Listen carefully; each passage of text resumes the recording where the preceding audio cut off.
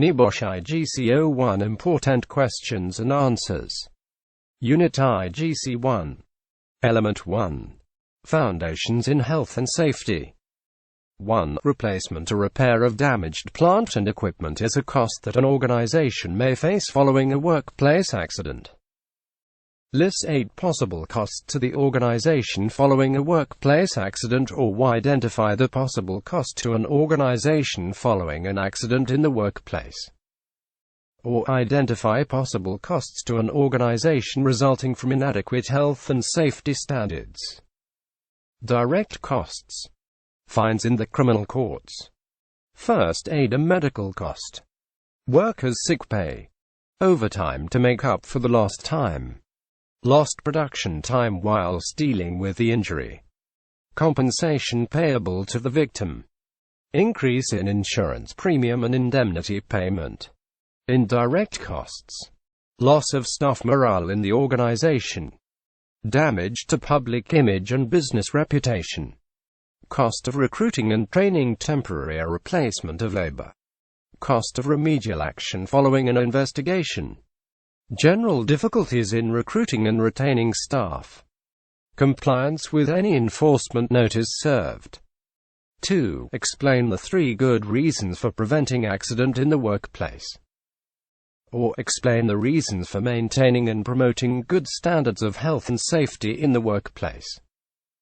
The reason for maintaining the workplace from preventing the accidents should be structured around the moral, social and economic reasons within the organization. Moral. The moral reason is to provide a reasonable standard of care and reduce the injuries, pain to workers suffering from workplace accidents and ill health. Legal. The legal reason is that to avoid any enforcement action and civil claims. Economical. The economic benefits include but not limited to more motivated workforce, increase in production rates and reduce in premium rates, and to avoid any costs associated with workplace accidents. Also, by maintaining the workplace by preventing accidents shall increase the company reputation and maintaining the image and reputation of the company with its various stakeholders. Improve the good safety culture in the organization. 3. Give the meaning of the following term. A. Health. Health is a state of complete physical, mental and social well-being, and not merely the absence of disease or infirmity. B. Safety. The condition of being protected from or unlikely to cause danger, risk, or injury. C. Welfare. Statutory procedure, a social effort designed to promote the basic physical and material well-being of workers in need. X. Provision of portable drinking water, restroom, etc. D. Environmental protection. Environmental protection refers to any activity to maintain or restore the quality of environmental media through preventing the emission of pollutants or reducing the presence of polluting substances in environmental media. X. Changes in production techniques. E. Near misses. A near miss is an unplanned event that did not result in injury, illness, or damage, but had the potential to do so. Example.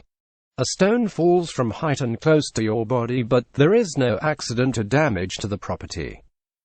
F. Commuting accidents.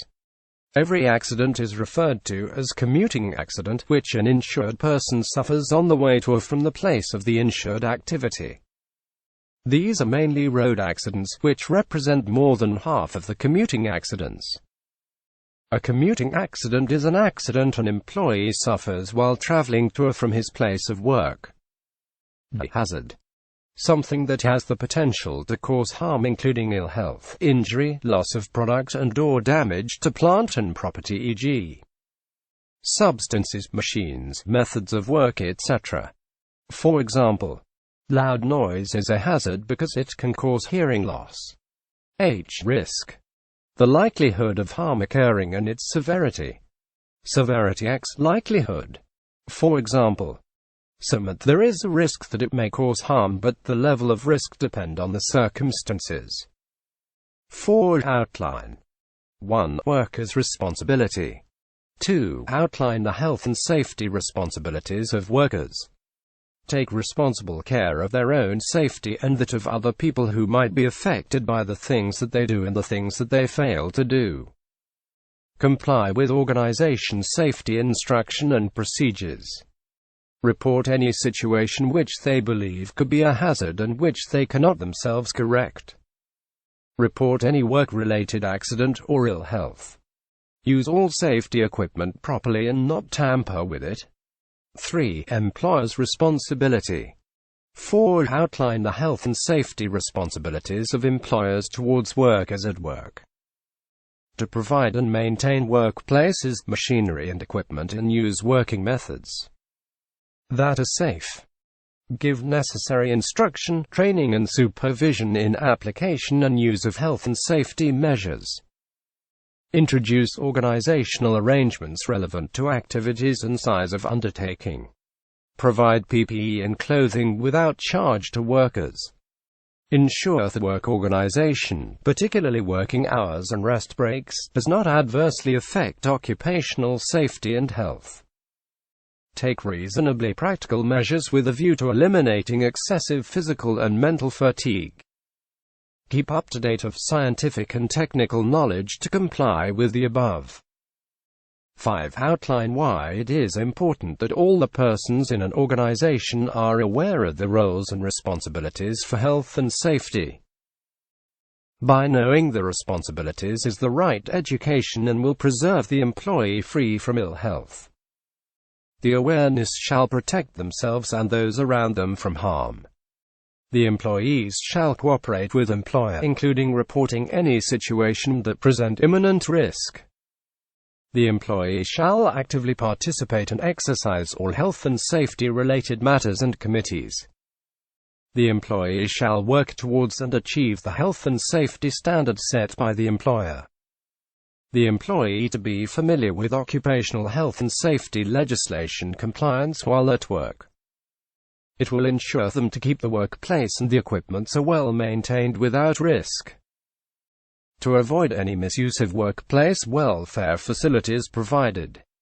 6. Outline the insured and uninsured cost by the employer. Insured costs are employer's liability, public, third-party liability, contractor's all risk, plant and building damage, tool and equipment uninsured costs, product and material damage, emergency supplies, production delays, overtime and temporary labor, investigation time, supervisor's time diverted. 7. Explain employer's liability insurance. Employer's liability insurance is designed to protect workers who have suffered a personal loss. The purpose of employer's liability insurance is to satisfy requirements for employers to carry appropriate insurance so that a worker who is harmed due to the fault of their employer is assured of receiving compensation even though the employer might have insufficient resources to pay compensation directly. This form of insurance also enables to pay any legal fees and court fines. Element 2. Health and Safety Management Systems. 1. Policy. 1. Outline the purpose of an organization's health and safety policy. The purpose of the health and safety policy of an organization is to create a structure in its approach to health and safety, protecting the safety and health of all members of the organization by preventing work-related injuries, ill health, complying with relevant occupational safety and health national and international laws. The policy providing framework for setting and reviewing OSHA objectives, ensuring that workers and the representatives are consulted and encouraged to participate, allows the organization to improve the health and safety standards continuously. It demonstrates management commitment to the policy objective. To ensure clear definition of the organization's goals, set our responsibilities for health and safety matters. 2. Outline the issues that are typically included in the health and safety arrangements section of a policy. Carrying out risk assessment, planning and organizing for health and safety. Identifying and supplying health and safety information, instruction and training. accident and near-miss reporting as per the internal reporting procedure, recording and investigation, consultation with workers on occupational health and safety matters, developing safe system of work and permit-to-work system to control hazards in the workplace, details of specific hazards to the organization, e.g., hazardous substances alone working, carrying out specialist risk assessments such as those on hazardous substances, control of contractors and visitors, provision of personal protective equipment and safety-related training, identify and take appropriate control measures against specific type of hazards, e.g., machinery, hazardous substance, manual handling, fire, etc. Compliance monitoring, including auditing of system but also the measuring of workplace parameters, e.g., noise, to assess the effectiveness of the arrangements. Communication of health and safety matters including hazards and control measures. 3. Explain the purpose of the following sections of health and safety policy, or identify the three main sections of an organization's health and safety policy and outline the purpose of each.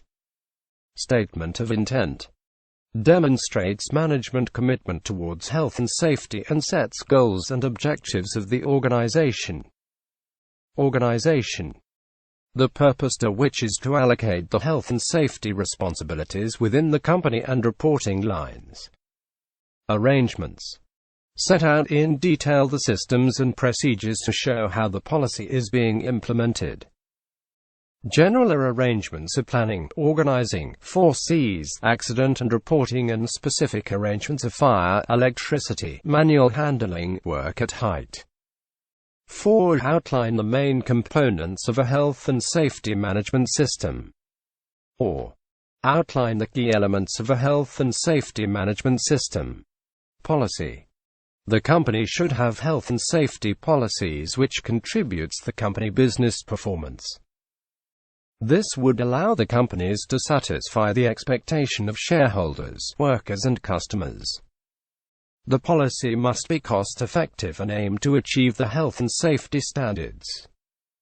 The health and safety policies influence all the work activities and decisions of the company. Organizing. Organization. Those are successful in achieving high standards of health and safety are structured and operated so as to put the health and safety policies into effective practice.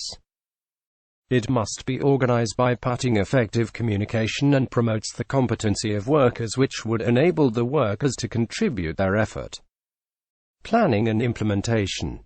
The successful organizations adopt a planned and systematic approach to implement the policy as per the planned action. Health and safety performance standards are established in each level and measured periodically to ensure the implementation and the standards are achieved as per the company policy and the action plan. N. Evaluation, monitoring, review, measurement, investigation. Proper recording and monitoring system mechanism to be established to measure and record health and safety performance on a regular basis. Responsibility, accountability and authority for monitoring at different levels in the management structure should be allocated. Health and safety performance in organizations that manage health and safety successful is measured against predetermined standards. Best health and safety practices to be applied in all the levels of management system. Continuous review of health and safety management system is essential and this will provide to achieve better health and safety standards. Audit. The formal process is specifically designed to determine the extent to which the health and safety management system or elements of it are compliant with standards in place, adequate and effective. Action for improvement. Health and safety management system audits and management reviews should be established to ensure the management system continues to be effective. Their arrangements should be established to aid the continual improvement of health and safety management system. 5. Outline the circumstances that may require a health and safety policy to be reviewed. Technological changes, e.g., introduction of new plant or processes.